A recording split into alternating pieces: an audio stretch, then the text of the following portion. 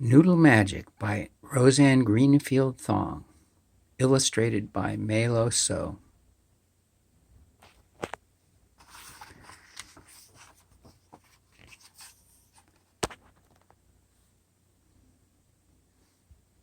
The Emperor's birthday was coming, and excitement filled the air.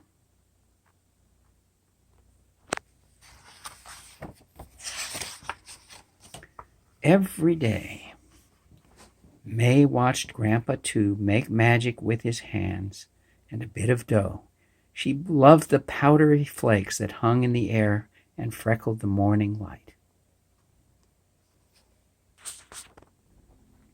Every evening, Grandpa slapped the dough on the tables, kneaded it with his hands, and stretched it into coils. Everyone oohed and awed over Grandpa Two's noodles, even the moon goddess, who brightened the night sky.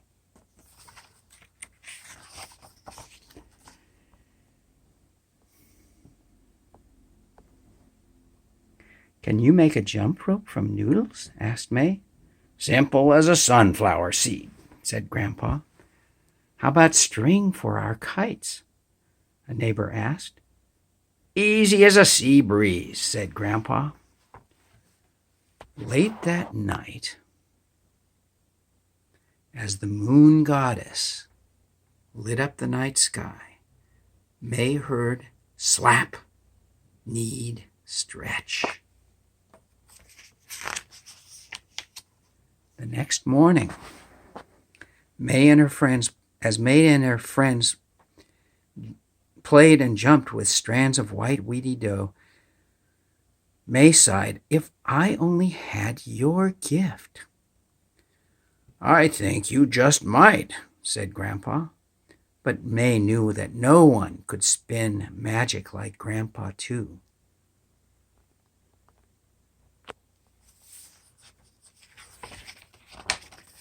One afternoon, May watched the sky filled with fluffy pink creatures. "Can you catch clouds with noodles?" she asked. "Fast as a flying fish," said Grandpa. That night, as moonlight flooded the room, May watched Grandpa slap, knead, stretch. The next morning they gathered streams of fluffy pink clouds, just as the sun was rising. "Your magic's the best," said May. "But it's time for you to learn," said Grandpa.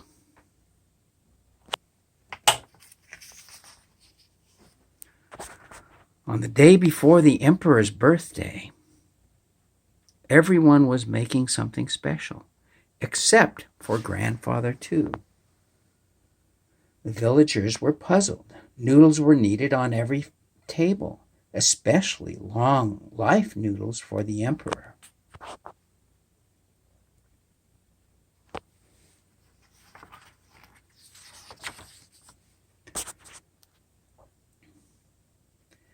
"This year, it's your turn to make Noodle Magic," Grandpa told May.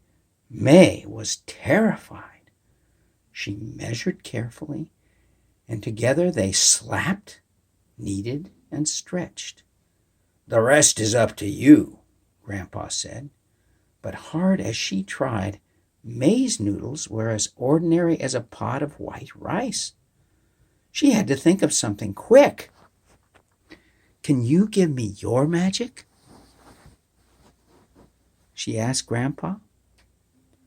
Grandpa stroked his beard. "Trust in yourself, May," he said. May doubted Grandpa. She had never made noodle magic before.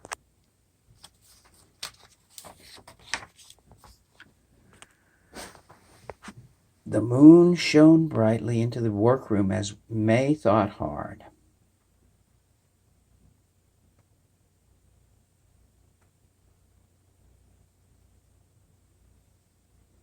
"Can noodles reach the moon?" she asked. "That's as wishful as the wind." "Whatever for?" Grandpa laughed.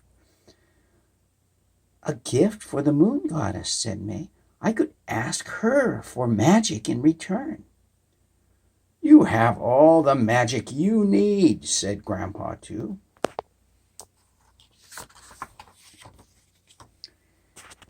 That night, as Grandpa slept, May tried to slap and knead. Just before sunrise, Grandpa returned. My hands are tired, said May. My arms aren't strong enough. Can you help? Grandpa nodded.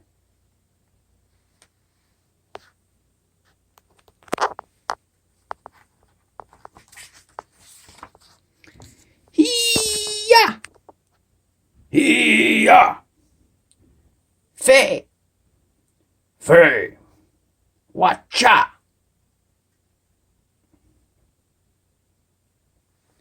Together they stretched and pulled until her dough reached the forest's edge. That's a long way. May spun the dough into a huge ball of noodles and tossed it skyward. That means toward the sky. Faster and faster it spiraled into space, and as it got close to the moon, she watched it shrink to the size of a wheel, then a pumpkin, and then finally a tiny dot.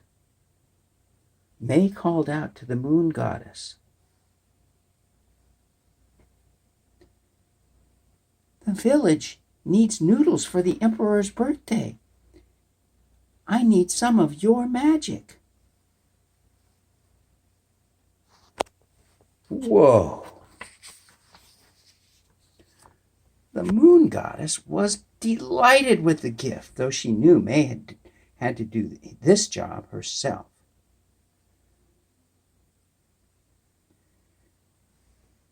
Thank you, May. Thank you, May, she said. But remember, magic must come from within. May took a deep breath. She had to think of something.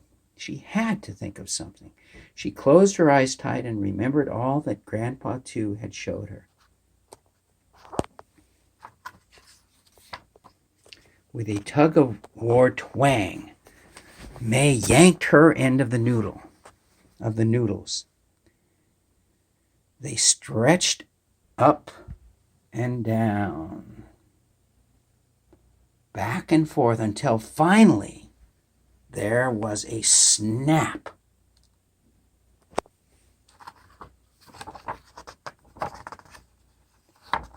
Whoa.